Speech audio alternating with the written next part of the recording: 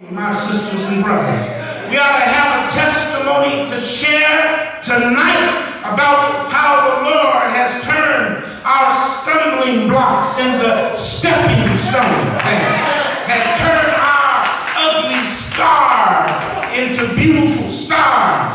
We ought to be able to testify that He prepared a table before me in the presence of my enemies. We ought to be able to share with somebody how the Lord has made a way out of nowhere. I said I wasn't going to tell nobody, but I couldn't keep it for myself. What the Lord has done for me. Our testimonies reveal how the Lord has transformed our experiences of test into celebrations of triumph. Yes, tests for the faithful are a sign of our triumph. They are a sign of our victory. That is what Paul means in his letter to the Romans when he says, we also boast in our sufferings, knowing that suffering produces endurance, and endurance produces character, and character produces hope, and hope does not disappoint us, because God's love has been poured into our hearts through the Holy Spirit that has been given to us. Peter agrees with Paul. He says, I got to get something in here too. Beloved, do not be surprised at the fiery ordeal that is taking place among you to test you, as though something strange were happening to you. But rejoice insofar as you are sharing Christ's suffering, so that you may also be glad and shout for joy when His glory is revealed. Yes, because of our triumphs, we joyously share our testimonies. Our tests are tiny. Our tests are puny. Our tests are microscopic. Our tests are so small when compared to the grandness of our ultimate triumph. That is why we never give up. Though our bodies are dying, our spirits are being renewed every day. For our present troubles are small and won't last very long. Yet they produce for us glory that vastly outweighs them and will last not part-time, not a short time, not momentarily, but these triumphs shall last forever. This glory shall be eternal. That's what God has laid up for us.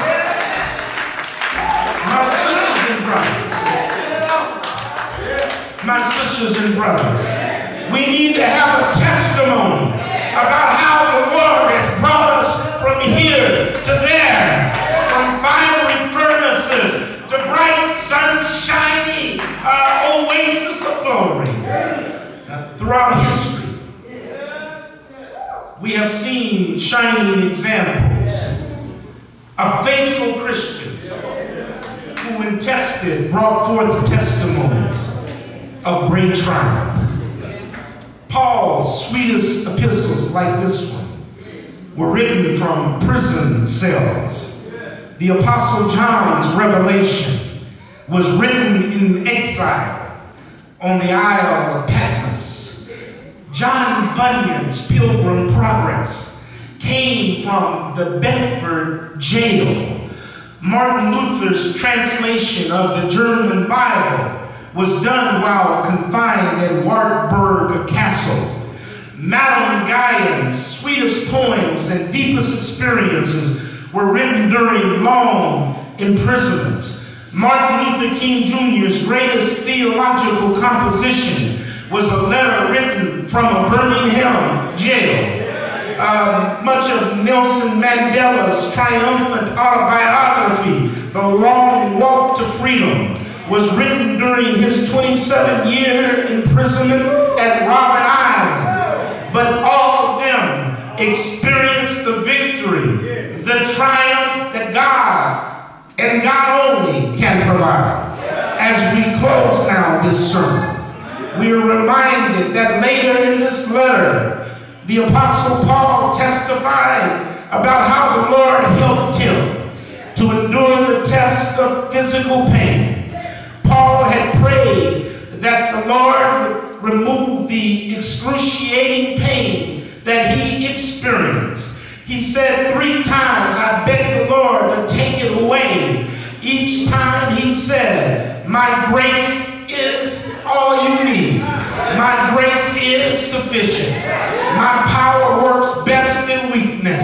So now I'm glad to boast about my weakness so that the power of Christ can work through me. That's why I take pleasure in my weaknesses and in the insults, hardships, persecutions, and troubles that I suffer for Christ. For when I am weak, then am I strong. My sisters and brothers, never forget that it is when we are weak that we are strongest. Never ever forget that God's grace is sufficient. God's grace is all we need to endure until the end.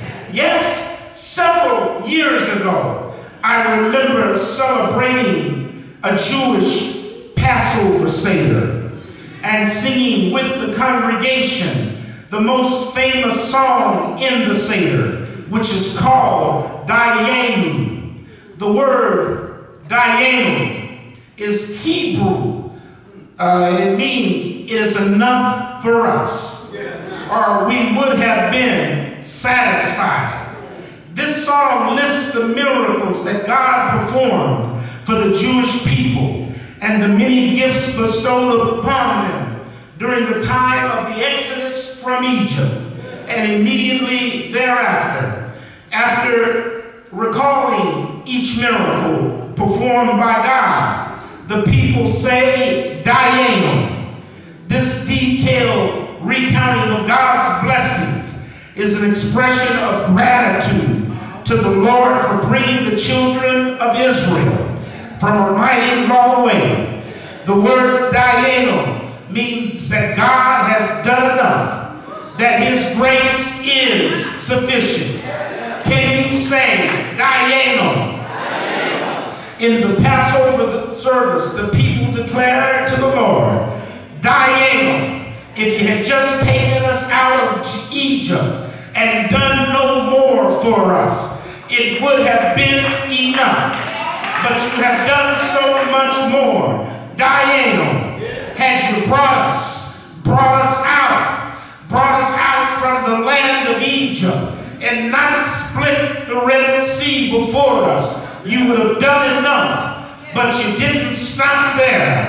Dayenu, had you split the sea before our people, but not let us cross over to freedom, you would have done enough, but you did not stop there.